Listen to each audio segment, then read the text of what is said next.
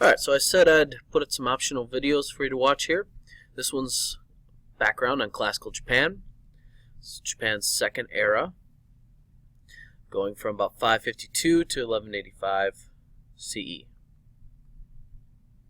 This time period is split into three parts: the Asuka Period, the Nara Period, and the Heian Period. So, Asuka Period. Buddhism comes to Japan, but it's not really all that popular when it first gets to Japan, just like it wasn't all that popular when it first got to China. We get Confucianism, which comes from China into Japan, and this is really popular. This idea of duties and responsibilities and order, very popular. We get some famous people during this time period. The first of the female emperors of Japan, Empress Suiko. We get her relative, Prince Shotoku, who's famous for the 17-article constitution and a number of other reforms in Japan. People argue whether he was actually running Japan or if he was a puppet of Empress Suiko, but that's kind of a debate for a different class. But this love that they have for China kind of changes during this time period. You know, in the past, it was always like, ooh, China has all this great stuff. China's so awesome. We love China's art. We love China, everything. And now there's a letter that's sent to the Emperor of China talking about the sunrises. The sun may set with you, but it rises with us. This idea that your emperor is not any better than ours. That we are equal. And this sends a pretty clear message from Japan to China that Japan is now equal to China. From the accounts that I've seen, China did not take this seriously at all, but in the eyes of Japan, this is a huge turning point. Alright, the Nara Period. We get this very overhauled big tax system in Japan, which is obviously going to be very important because it's going to allow for the building and construction of a lot of things. Temples, roads, irrigation, offices, all sorts of stuff. We're going to get a growth in Japan. We have a population boom with all these works. We have cities kind of expanding. We got people going out to the barbarian lands. And we're going to have some very important people. The Fujiwara clan is obviously going to be really, really important at this time. I got a picture in the upper, let's see, what would that be? Your upper left-hand corner of the Fujiwara clan.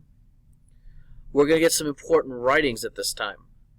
The Nihon Shoki, the Chronicles of Japan, which is a collected, more or less historical work of Japan's history. Obviously, not everything was word for word historically accurate, but it was the first major work of its kind. And we get the Kojiki, which is the record of ancient matters. This is kind of how Japan was created and all this other historical information as well. Again, you don't want to read it word for word as complete fact. You want to have a bit of a lens as you look at these, if you decide to look at them. The Heian Period. I said that a lot of the stuff from China was very popular in Japan, and this is where we see some of those things come over. Calligraphy, very popular in Japan. This art of writing. We get Japanese painting becomes more popular. Poetry, literature, huge during this time period. The painted scrolls become popular. Think of them kind of like early movies. You know, these painted scrolls were not something you just looked at for a few seconds. These are things that you would stare at and analyze and just really spend a lot of time looking at them and enjoying them. The military clans become really powerful at this time. The emperor has lost most of his power and the military is taking over. We get our first shogun takes over. And even though the shogun is supposed to be kind of the more or less the general who does, your 4-star general who runs the military. At this time, the shogun pretty much runs the whole country, except for the palace itself. We get several rebellions, or 3 big rebellions during this time period.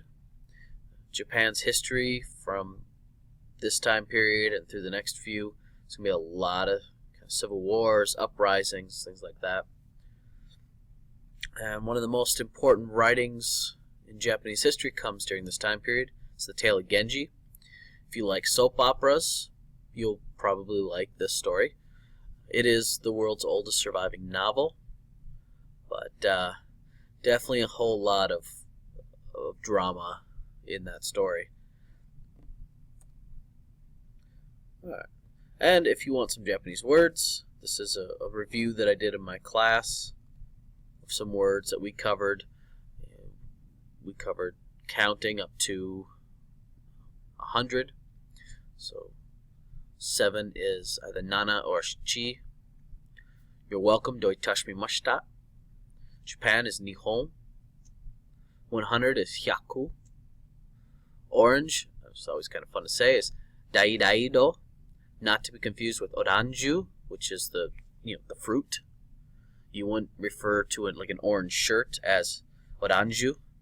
That would just be wrong because you're saying the person's wearing an orange. So weird. Purple, murasaki. Green, midori. Brown, chaido. Which always sounds a little bit like chair to me, chaido. And blue is ao. And if you're not familiar with Japanese language, the colors, you don't say, oh, the shirt you're wearing is ao. Ao is the color blue, not something that is blue in color. If you want to say in color, you add an I to the end. So it'd be aoi. Like, owie, I hurt my hand. Aoi is how you'd say, like, the color of a blue shirt.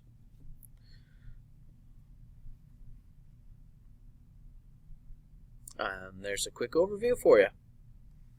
If you have any other questions, you can always research on your own or post some questions, and I'll be happy to answer them.